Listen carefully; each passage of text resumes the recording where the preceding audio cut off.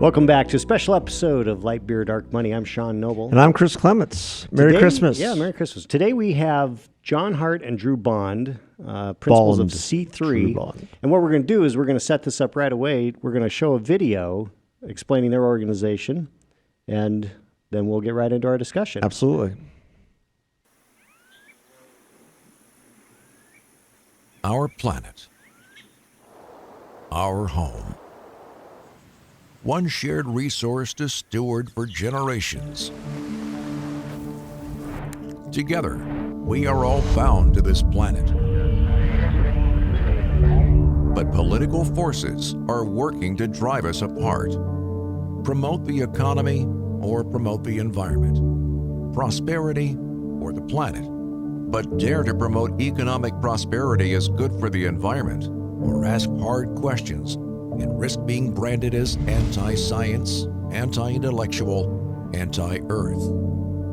But as conservatives, we are by nature conservationists. We work to protect a rich history, a shared tradition, and a shared climate. Whether you believe it's a gift from God or a gift from nature, it's the only planet we have. That's why we've created C3 Solutions. We believe in some simple but powerful ideas. We believe our planet is our shared responsibility. We believe that climate solutions can and should be a win-win proposition. And we believe in the power of principled entrepreneurs as a force to bring about real change.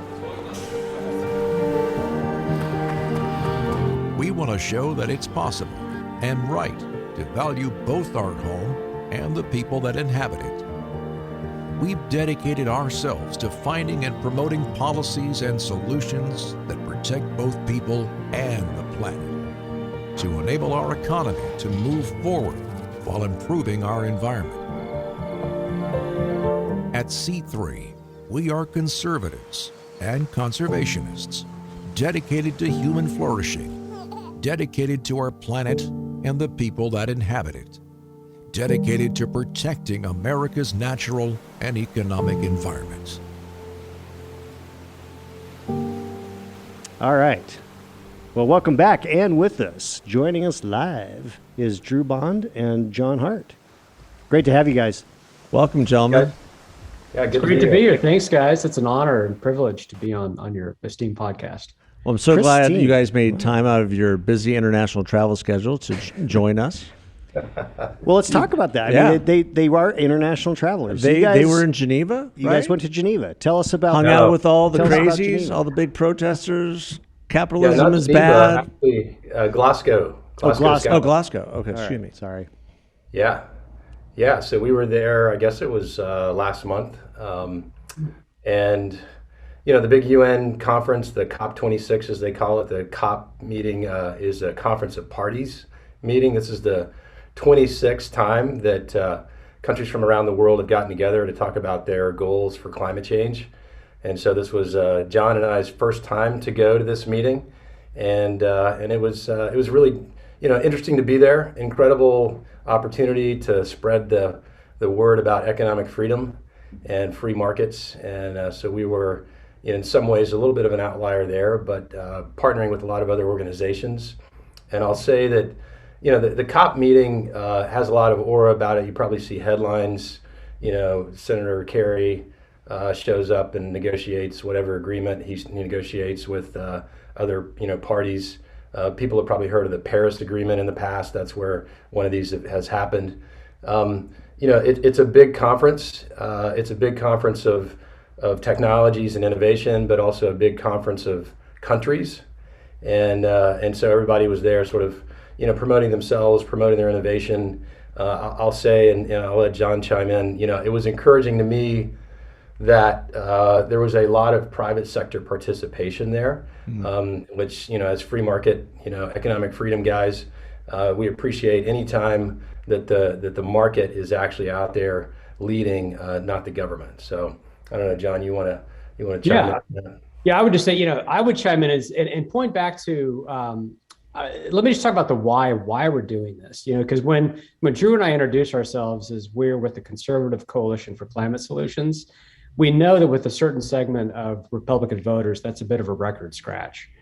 And it's a record scratch because Great way to put it. The left has seized that issue and defined, if you care about the climate, then you're by default a socialist. And so there's a segment on the right that is rightfully concerned that if anybody ever talks about climate, it's a Trojan horse agenda for big government, for socialism, for expanding healthcare, all these things that are totally unrelated to climate. So, I've learned the hard way, and Sean, you and I can talk, we live this, on Capitol Hill. We work across the hall from each other in the late 90s. And one of the issues that was a big deal then, and it still is today, is the issue of healthcare. So you and I were kind of cutting our teeth, getting in the debate when Hillary Care had just failed a few years earlier, and everybody was waiting and trying to figure out what's the next left-wing, socialist plan. Now we know that's Medicare for all. But to make a very long story, 30-year war short, the conservatives, aside from, I think, John Chaddick, Tom Coburn, a few others, actually had alternatives. As a whole, the party failed to define what it was for. We became very skilled at describing what we were against, and it's very important to block bad ideas. I worked for years for Senator Coburn, who was proudly known as Dr. No. I helped block a lot of bad things. I'm very happy I did that. But at the same time, we were also offering a propositional vision. And that is a critical lesson learned, not just on healthcare, but on issues that are going to define American politics and, frankly, world politics for the next generation. And like it or not, one of those issues is climate change. And that if conservatives don't weigh in, if we just decide, oh, that's a lefty issue, it's a socialist issue, it's weird. And it is weird on lots of levels, but we have to sort of plow through that and deal with the record scratch moments, those like scratching of the head of what is this about, and define what we're for. And to put it succinctly, as Drew mentioned, we are for economic freedom. We did a phenomenal report that was written by a guy named Nick Loris, who we were lucky to hire from the Heritage Foundation. Drew has the copy. It's called Free Economies or Clean Economies. Yeah, I have it pulled up right now. It's great. Yeah, there's a strong correlation between economic freedom and environmental performance. So in other words, the freer an economy is, the cleaner it becomes. And so this is an issue as conservatives we should run toward, not from, because our worldview, our issue set, our solutions are the answer. Innovation is the answer. And that's something that Bill Gates says, and he's not known as a right-wing, conservative, but he believes very deeply in innovation. And there's a broad spectrum of people on the center left, the center right, the far right, libertarians, people of all stripes that understand that at the end of the day, we need more technology, not less technology. I think we need more entrepreneurs and a lot fewer bureaucrats and less regulation. So that's kind of the why. That's why we thought it was important to be in Glasgow, to kind of go into the lion's den, so to speak, of socialism and define what we're for. Well, it's a great point, because it really has been defined because there is so much of the proponents of tackling climate change that want to have a command and control approach and get government to stifle innovation, to stifle growth, to all those things. But the answer is innovation and technology. And, what's fascinating is you look at where the world has come today versus when we were across the hall from each other in the late 90s. I mean, it is astounding when you look at the innovation that's happened. John, it may not surprise, maybe it'll surprise you, may not surprise you, but I drive a Tesla now because, it's amazing technology. Yeah. But I also feel like it's a small part of doing something to demonstrate that as a rock-ribbed conservative, I can be a part of the solution. Sure. I'm enthusiastic there's going to be more about and more innovative options available for people at a lower cost too, and that's what we're seeing across the spectrum. And this isn't a government program. This is Elon Musk putting a lot of his wealth at risk. Well, there is an argument to be made that he was a government program. Well, there was. Anymore. And I think that that we can go into the subsidies part, and I still have some issues with solar subsidies and those kinds of things, particularly because, and John and Drew, I wanted to raise this.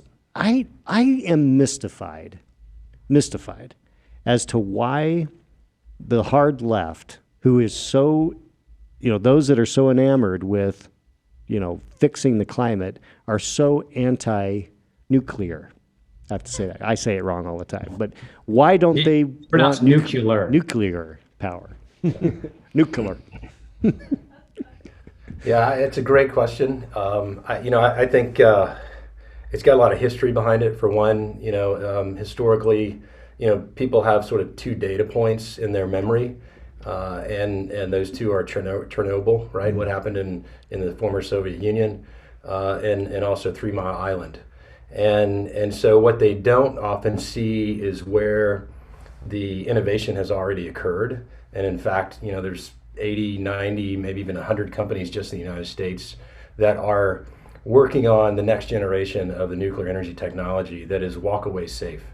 And oh, by the way, 3 Mile Island, 0 people died. Right.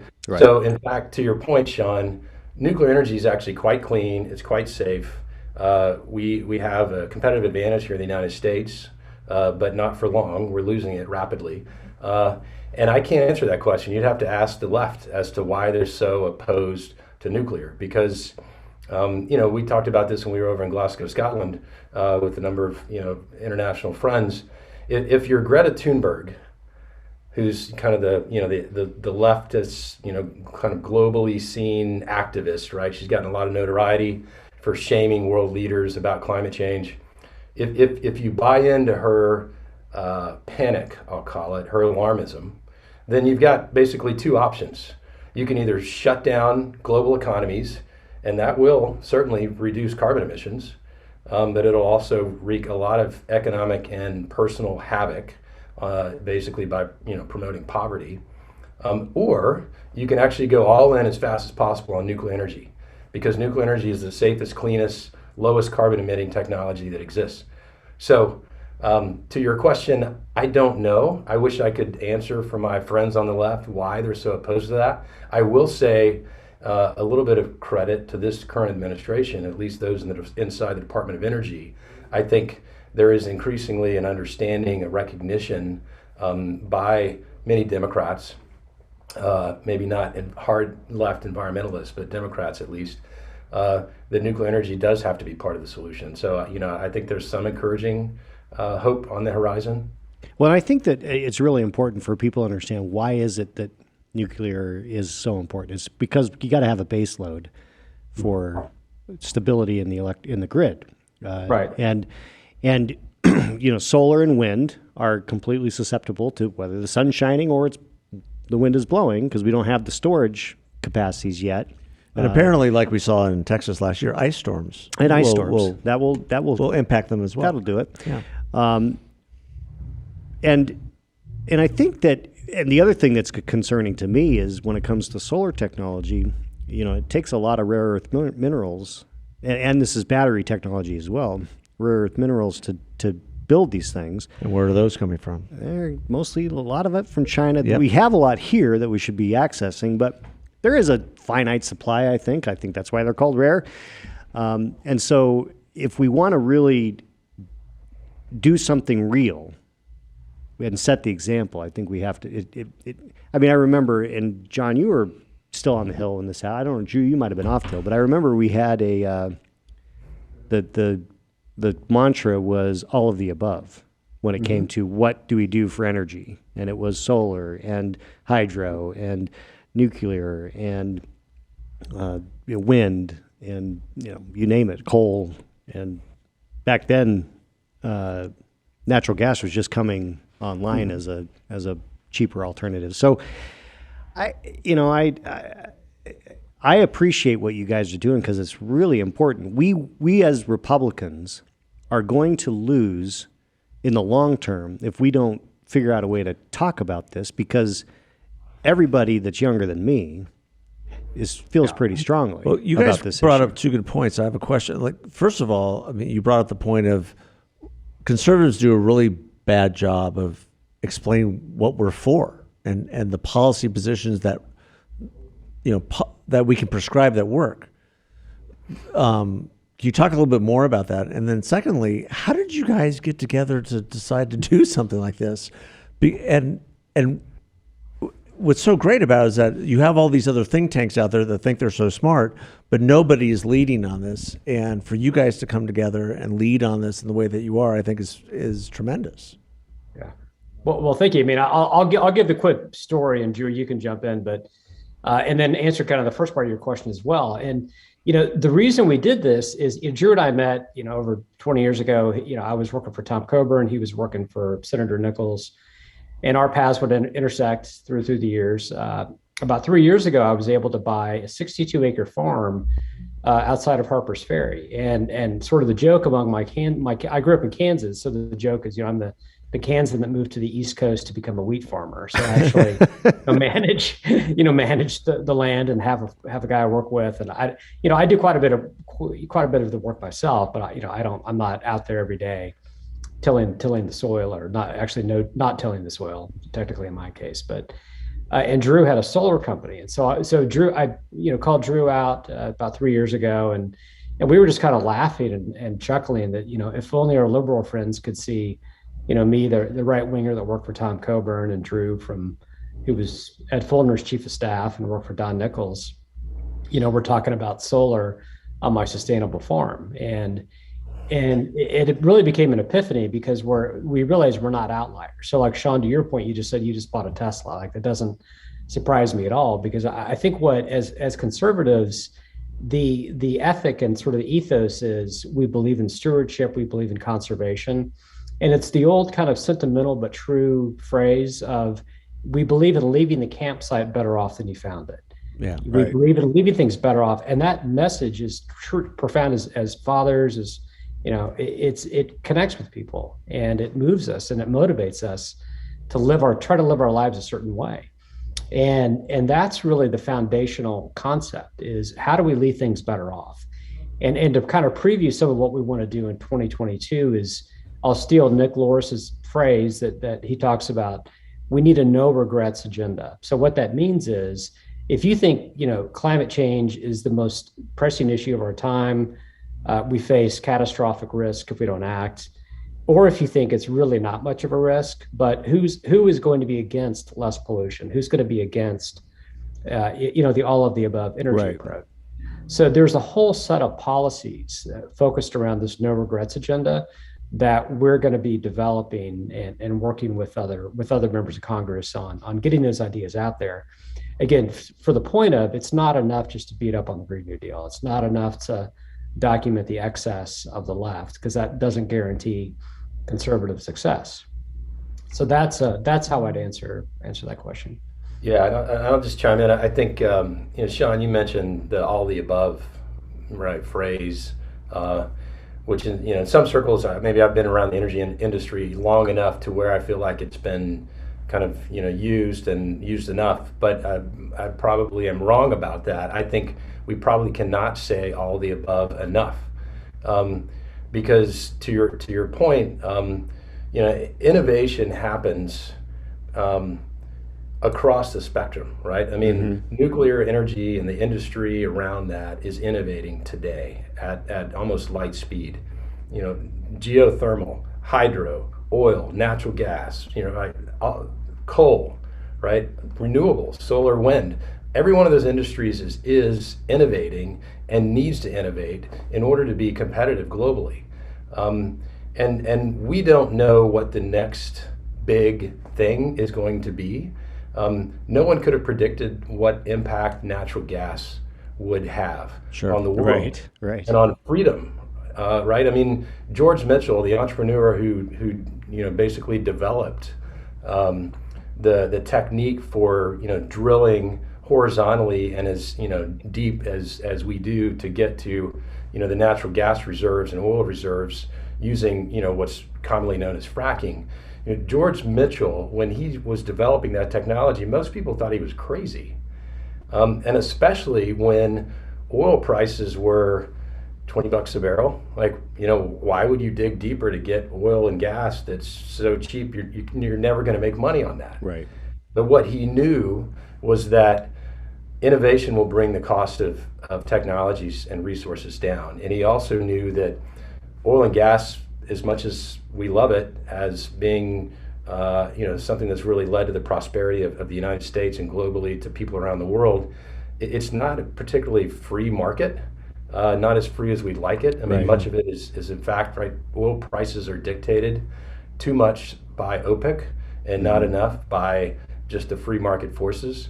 But, the natural fracking revolution changed a lot of that. I mean, we went from being, an energy importer, reliant on the Middle East for our oil and gas, to being a net energy exporter. And so we've been able to export natural gas to the world. We've also been able to export freedom to the world. And so, I just think, again, it has to be, as John says, it has to be all the above, not everything but. And so we got to stop demonizing particular industries, particular resources. This energy transition to a cleaner energy future should not be anti-coal. It should not be anti-fossil fuel. It should not be anti-anything. And every one of these resources has a downside to it. There's trade-offs across the board. I mean, a Tesla is an incredibly sexy, exciting vehicle. You can buy it because it's a great car. You can buy it because it's better for the environment, or both. It has zero emissions from its tailpipe. That's true, right? That's great. That's good for the air around you. But there are also some negatives, and you mentioned them, Sean, the rare earth materials that are required for battery technologies. So, same goes for solar, same goes for wind. I mean, every technology has a trade-off. And so we've got to stop demonizing these and acting like it's some religion, and instead innovate.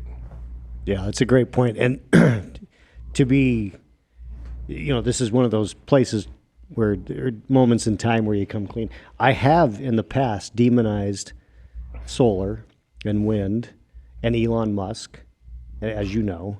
I've written stuff, I've tweeted stuff in the past. And so I'm here offering my penance and repentance to you guys.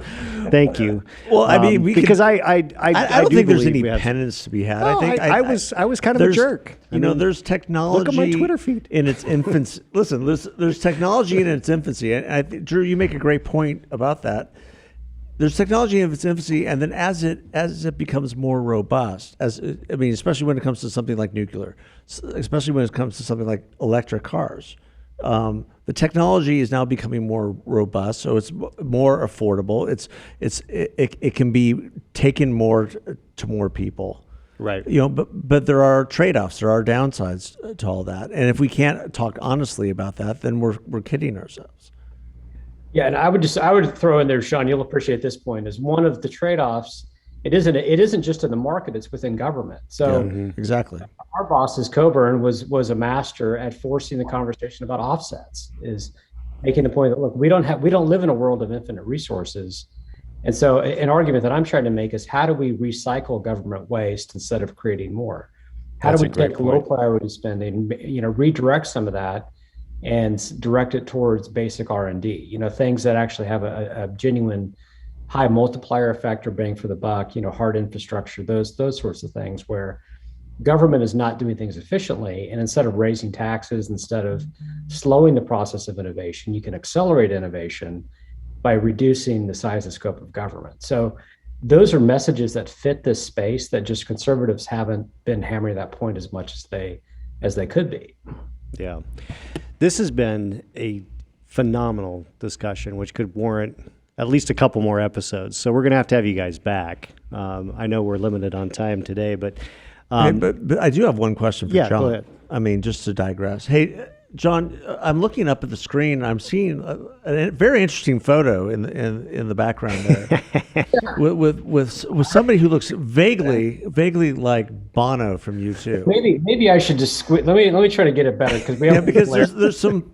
I'm sorry. The lighting maybe is not as good. If you're listening to this, you need to go back and watch the video, because you'll appreciate this photo. So that is, if memory serves, that is Bono of U2 with Tony Hall and Dave Austin at the National Prayer Breakfast. My wife, yeah, Dave Austin, Tony Hall, who was the ambassador to the UN World Food Program, Democrat, by the way, so he was very bipartisan. Yeah, so I got to meet Bono backstage at the prayer breakfast. That was quite a thrill. That has to be amazing. And that was about 4 months after I had met Bono, after the U2 show in Washington D.C. Yeah. Well, we will do a U2 episode just with me and John. Yeah, you and John can go crazy. I mean, I love U2. Obviously, Rattle and Hum being filmed here in Arizona. Whatever. But Drew, John, you guys are doing great work. Tell our listeners where they can find you and learn more. Yeah, so our website, really the best place to go is our news magazine, which is c3newsmag.com, just c3newsmag.com. And there you can find a host of ideas from across kind of center right and what's happening in the private sector, but also some original content. There's a piece that John has up today that's actually talking about some of the downsides and trade-offs of going too far too fast with renewables and Europe in particular, their reliance on Russia. So again, c3newsmag.com. The organization is c3solutions.org, and happy to have anybody go to either one of those websites. Please follow us. Please share us with your friends, and sign up for our newsletter. We promise not to spam you. We just have a newsletter that comes out once a week and once a month with kind of the greatest hits. Awesome. That's great. Well, and just on a personal note, I mean, we've all known each other for 30 years now, and it's been a great friendship. Gosh. We're just, I mean, we have, and we all grew up together in a very interesting time, and to see you guys doing this type of work at this crucial moment in our nation's history and in the history of the world, I think is tremendous. Yeah. So appreciate you guys, appreciate your friendship over the years, and thanks for coming on. And to our listeners, just remember that we are all about faith, freedom, and free enterprise, the founding principles of this great nation. Yeah. Check these guys out. Thanks so much. We'll talk to you later. God bless.